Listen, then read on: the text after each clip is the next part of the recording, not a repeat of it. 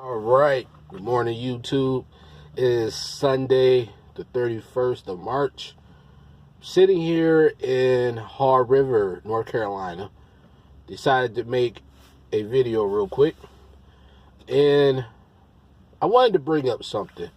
Because it's happened to me with the past two loads that I've had. And particularly the second to the last one. And that is sitting for periods of time. Now, what I mean by that is that, when you are in this field, in this lifestyle that we do called expediting, there are going to be times where you're going to be running a lot. There are times that you're going to feel that, that you're not getting any rest. And those are the good moments. Those are the moments where you're excited, you're wanting to do more, because as long as the wheels are turning, you're making money. But then there's the other aspect of it where you're always sitting, or you're sitting for long periods of time. Now, there are people that complain, that maybe they're sitting longer than they should.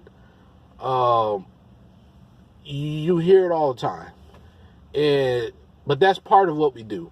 You're not going to always be taking a load from point A to point B back to back to back to back. There will be a period of times where you might sit for a day or two, depending on where you go, or where you end up, I should say. You might drop a load off in Michigan or Indiana, and you probably won't sit as long as somebody that dropped a load off in, let's say, Georgia or Alabama, where they might sit for a day or two. But that is common sense stuff. However, the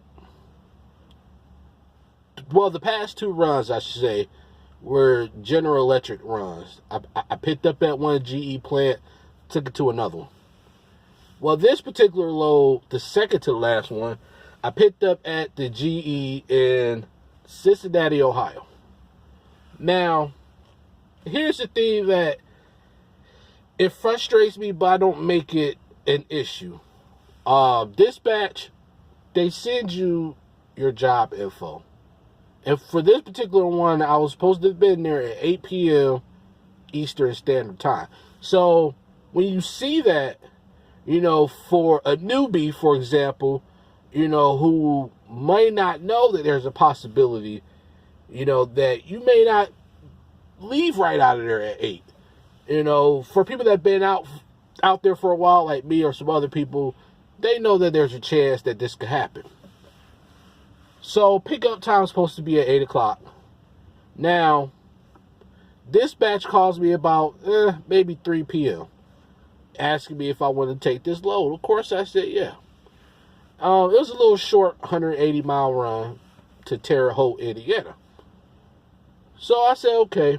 Now, I always try to get to the shipper around an hour before. For one of two reasons. One, because I really don't want to sit at a pilot the whole time because I'm so eager to get this load and start running. Sometimes dispatcher call me and I still have another 3, 4, or 5 hours left to go pick it up, and I'm already up, energized, ready to go. So that's one reason why I try to get to the shipper like an hour beforehand, because I just don't want to sit. The other reason that I do that is there are times, more than you think, that a load is actually ready.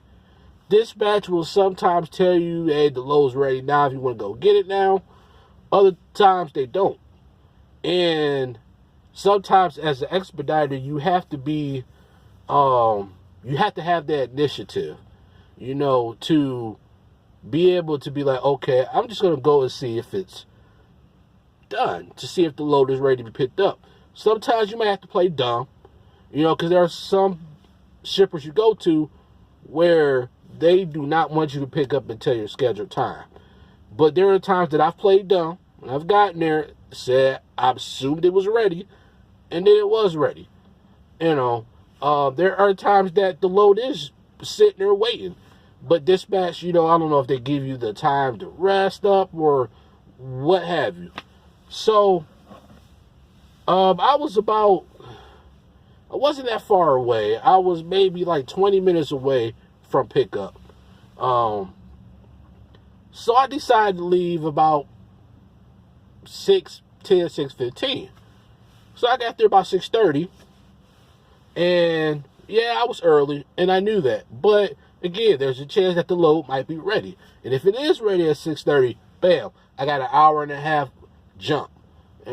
So I get there, and right off the bat, I talked to the receiver or to the shipper. He was like, well, the last time somebody came to get a load for us, they were 2 hours behind. And I was like, you mean the driver? And he said, no, people here. The parts wasn't ready. So he said, it's going to be a while, but it should be ready. I sat there, kid you not, from 6:30 p.m. until 11:30 p.m. at night. Now, the shipper, he stayed over his shift until he knew I was loaded. And I thanked him for that, because I was also worried that, okay, if the shifts are going to change, will he relay the message to the next shipper saying that I'm out here? And I sat there for 5 hours because apparently I had 2 pallets. They already had the items for pallet 1 built, and they were going through final inspection, but pallet 2, the items in that hasn't even been built yet. So I'm sitting there waiting for that whole process for it to be built, for it to go through final inspection, and altogether it took 5 hours. Now, it didn't bother me personally, because I know I'm going to get taken care of. I know I'm going to get detention pay. And pretty much, if you don't know what that is, it might differ from company to company, but basically what it is when you are at a shipper or at a receiver longer than you should be. For our company, for example, anything after 2 hours of your original pickup time is when you receive detention pay. So for me, it'll be from 10 p.m. until 11:30, that I receive that pay. So I don't make a big stink about it, because a lot of people will. But as an expediter, things aren't going to go perfect. There are times where I've got to a shipper, bam, got there, out of there, 5 minutes, easy peasy. There are times I get to a shipper an hour and a half, 2 hours early. I've been to one shipper where I picked up the load 3 hours early. It happens. But then there's the other side where you get to a shipper like that and you end up waiting 3, 4, 5 hours. There's nothing really you can do except just sit there and wait, and hope that they get ready soon. But I just wanted to bring that up, for the newbies that are wanting to come out and wanting to give this a try. There are going to be times you might be with a company that's constantly running, but then there's going to be times too where you are going to sit, and there are going to be times where you're going to sit longer than you want to. If you drop off in an area such as Georgia or Alabama, expect to sit for a whole day, maybe 2. If you drop off somewhere like, I don't know, like Indiana or Michigan or Ohio, you probably won't sit as long. You may not even sit a whole day. So prepare yourself for that, because it will happen. And try not to get frustrated, because it's part of the business. It's part of the lifestyle. It's going to happen. Spend that time, tidying up your van or your truck. Spend that time getting organized. Spend that time cleaning up, moving stuff out the way to get the load. If you have a TV in your van, just sit back and watch TV. I mean, that's what I did when I found out I was going to have to sit that long. I went back in my bunk, laid down for a little bit, watched TV. Now, the downside, you know, of course, I was starting to get tired, you know, and the load was only going to be a 3-hour drive, but I was starting to get sleepy. But all in all, I made it. Then the next load pretty much was the same thing.